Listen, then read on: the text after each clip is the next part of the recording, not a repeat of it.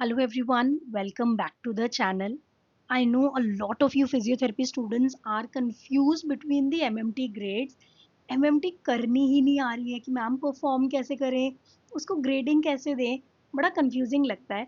So I thought हम real life examples के साथ उसको लर्न करते हैं आज. And I hope this clears your doubts.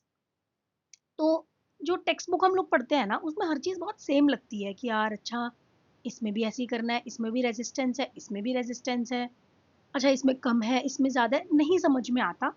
बहुत कंफ्यूजिंग लगता है. ग्रेड 3 और ग्रेड 4 में क्या फ़र्क है, ग्रेड 0 में एग्जैक्टली क्या है, बहुत कंफ्यूजिंग है, I know. So let's just try and make it clear. तो एमएमटी एग्जैक्टली है क्या? It is the assessing of muscle strength, कि एक पर्सन की मसल्स में कितनी स्ट्रेंथ है, is manual muscle testing. Manually हम लोग मसल को टेस्ट कर रहे हैं, किस चीज के लिए टेस्ट कर रहे हैं, उसकी स्ट्रेंथ के लिए. अब ये जो है, ये ग्रेडिंग हम कर सकते हैं on a scale of 0 to 5. ठीक है. अब ये ग्रेडिंग करेंगे कैसे? मूवमेंट के हिसाब से, ग्रेविटी के हिसाब से एंड रेजिस्टेंस के हिसाब से. एमएमटी के ग्रेड्स पढ़ लेते हैं पहले. जो 0 to 5 है, 0 is no contraction, 1 is a flicker of contraction with no movement, 2 is full range of motion with gravity eliminated plane, 3 is full range of motion against the gravity with no resistance, fourth is full range of motion against gravity plus moderate resistance, fifth is full range of motion against the gravity plus maximum resistance. ठीक है. तो 0 is कि कुछ भी contraction नहीं हुआ, movement हुई ही नहीं, इसलिए 0. 1 इज कि थोड़ा बहुत कॉन्ट्रैक्शन हुआ लेकिन मूवमेंट नहीं हुआ. Second is range of motion full हुआ लेकिन ग्रेविटी एलिमिनेटेड प्लेन में हुआ. Third is normal against the gravity, full range of motion हो गया. Fourth is against the gravity, full range of motion, मतलब कि जो ग्रेड 3 है वो, साथ में थोड़ा सा रेजिस्टेंस. फिफ्थ इज बहुत ज्यादा रेजिस्टेंस. अभी इसको डिटेल में डिस्कस करते हैं हम लोग. तो ग्रेड 0 जो कि है जीरो स्ट्रेंथ, इसके अंदर हम पेशेंट को बोलेंगे मूव करो, कुछ भी नहीं होगा. ठीक है. ना ही विजिबल कॉन्ट्रैक्शन होगी ना पैल्पेबल. अगर आप उस मसल पे हाथ रखो तो भी आपको कॉन्ट्रैक्शन फील नहीं होगा. जैसे फॉर एग्जांपल आपने बाइसेप का बोला मूवमेंट करने को, आप बाइसेप पे हाथ भी रख लोगे तो भी आपको कुछ भी कॉन्ट्रैक्शन फील नहीं होगा. ठीक है. रियल लाइफ क्यूज देने हैं, like you have to ask someone with a foot drop to dorsiflex. ठीक है. आप जैसे एक पेशेंट किसी को बोलो जिसका फुट ड्रॉप है, उसको बोलो डॉर्सीफ्लेक्स करो, लेकिन अगर वो मूवमेंट तो नहीं कर पा रहा बट कॉन्ट्रैक्शन भी नहीं है मसल में, जीरो कॉन्ट्रैक्शन है, तो मतलब ग्रेड 0 है. Now coming on grade 1, it is just a Twitch. ठीक है. मतलब फ्लिकर ऑफ कॉन्ट्रैक्शन, की हल्की सी कॉन्ट्रैक्शन होगी. आप उस मसल पे हाथ रखोगे, जैसे मैंने अभी बात की कि मसल पे हाथ रखना है और पेशेंट को बोलना है कॉन्ट्रैक्ट करो उस मसल को. ठीक है. अगर आपको कॉन्ट्रैक्शन फील हो रही है लेकिन कोई मूवमेंट नहीं है विजिबल, तो वो हो गया ग्रेड 1. ग्रेड 0 मतलब कुछ भी नहीं, जीरो. जीरो मतलब जीरो, ना कॉन्ट्रैक्शन हुआ ना मूवमेंट हुआ. ग्रेड 1 इज कि मूवमेंट तो नहीं हुआ लेकिन कॉन्ट्रैक्शन हुआ, मसल आप अंदर कॉन्ट्रैक्ट कर रही है, इनर्वेटेड है. ग्रेड 0 इज इनर्वेटेड भी नहीं है. ग्रेड 1 इज नर्व्स जो है वो इनर्वेट कर रही है, मसल्स आर इनर्वेटेड, तो कॉन्ट्रैक्शन हो रहा है बट अभी मूवमेंट नहीं है. मोस्टली नर्व इंजरीज के बाद या फिर स्ट्रोक रिहैब में देखने को मिलता है हमें grade 1. Coming on grade 2, it is the movement in gravity free position. जैसे कि हम लोग साइड लाइन में अगर हिप अबडक्शन करें तो ये ग्रेविटी एलिमिनेटेड प्लेन है जिसमें कि ग्रेविटी काम नहीं कर रही है हमारी बॉडी पे, तो मूवमेंट इजीली हो पाएगा. अच्छा, अगर आपको नहीं पता तो let me also tell you कि जैसे कोई पेशेंट होता है, हम उसको एक्सरसाइज करवाते हैं, वो एक्सरसाइज नहीं कर पाता फॉर एग्जाम्पल नॉर्मली, तो हम उसको लेटा कर वो एक्सरसाइज करवाते हैं.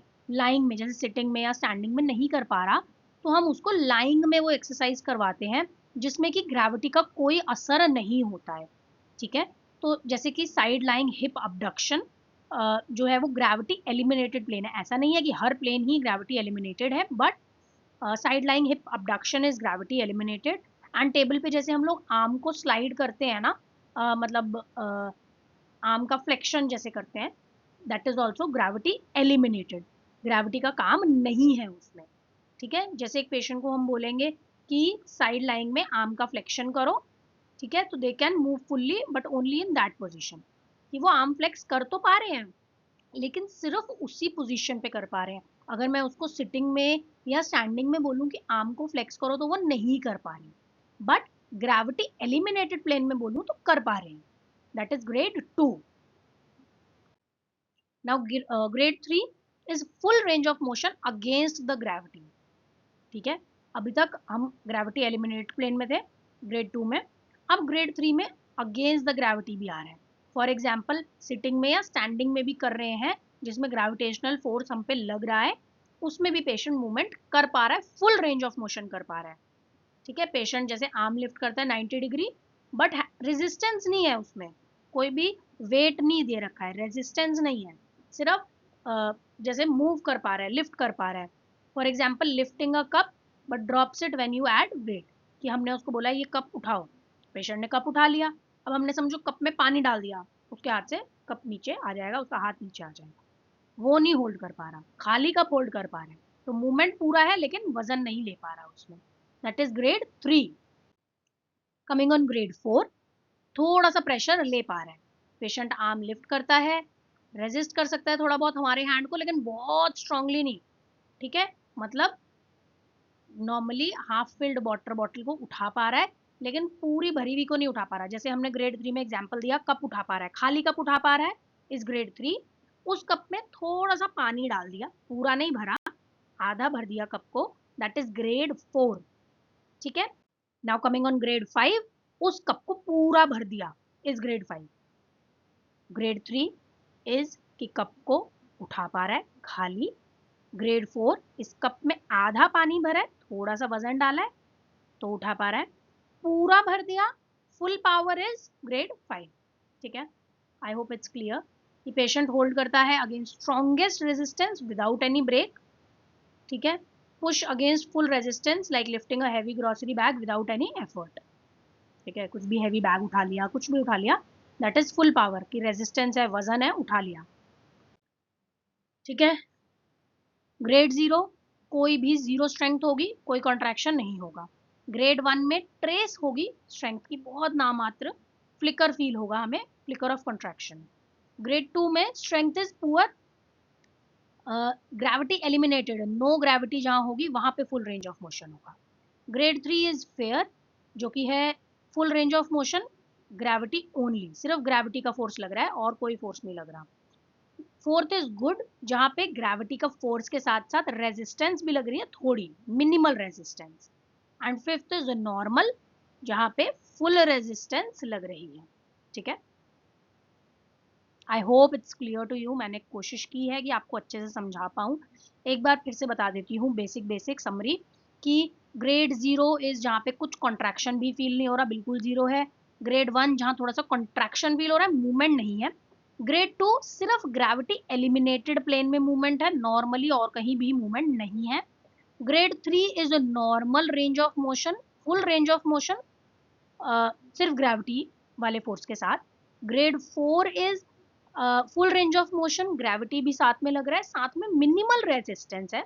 Grade 5 is full range of motion with gravity, gravity का जो फोर्स है वो, प्लस मैक्सिमम रेजिस्टेंस, ठीक है। I hope it's clear to you now. अच्छा, अब ये है कि ना अगर मतलब हम चाहें कि हमें नहीं भूलना ये, तो रियल लाइफ के कंपैरिजंस लो, जैसे कि वो वाटर बॉटल या कप वाला मैंने आपको समझाया था, कि खाली कप उठाया तो ग्रेड 3, आधा पानी भर दिया तो ग्रेड 4, पूरा पानी भर दिया तो ग्रेड 5। इस तरीके से याद रखोगे तो हमेशा याद रहेगा, आई एम श्योर। एंड हमेशा नॉर्मल साइड पहले चेक करो and then affected side check करो, सो दैट आप कंपेयर कर पाओ, है ना। हो सकता है किसी का नॉर्मली ही कम हो, मतलब बचपन से ही हमेशा से बॉडी का स्ट्रेंथ हो ही ऐसा, फिर अपने क्लासमेट्स और पेशेंट्स पे प्रैक्टिस करो। सिर्फ देख के कुछ नहीं होता, आपको फील करना पड़ता है, प्रैक्टिस करना पड़ता है, हैंड्स ऑन करना पड़ता है, देख देख के नहीं सीखी जाती है सारी skills. Practice is more important than memorising, ये नहीं कि मैंने आज बताया, आपने सुना, आपने बोला मैम ने बताया था, मुझे याद है मैं कर लूंगा, नहीं। करो उसको, घर वालों को पकड़ लो, घर पे प्रैक्टिस करो, घर वालों पे प्रैक्टिस कर लिया, फ्रेंड्स पे प्रैक्टिस करो, कॉलेज में प्रैक्टिस करो, करते रहो, ठीक है। फील करो कि हर ग्रेड कैसा फील हो रहा है, ठीक है। पेशेंट पे ट्राई करते रहो। जरूरत नहीं भी है एमएमटी की, फिर भी कर दो, है ना। कोई पेशेंट समझो सिर्फ बैक एक के लिए आया है आपके पास, या ऐसे शिन पेन के लिए आया है, आप उस पर भी ट्राई करो, क्या दिक्कत है। एमएमटी तो हम पे भी हो सकता है ना, नॉर्मल इंडिविजुअल्स पे भी 5 आएगा नॉर्मल ग्रेड, लेकिन ट्राई तो करो, तभी तो फील कर पाओगे। थ्योरी पे मत रिलाई करते रहो, टेस्ट करो, पैल्पेट करो एंड रिपीट करो।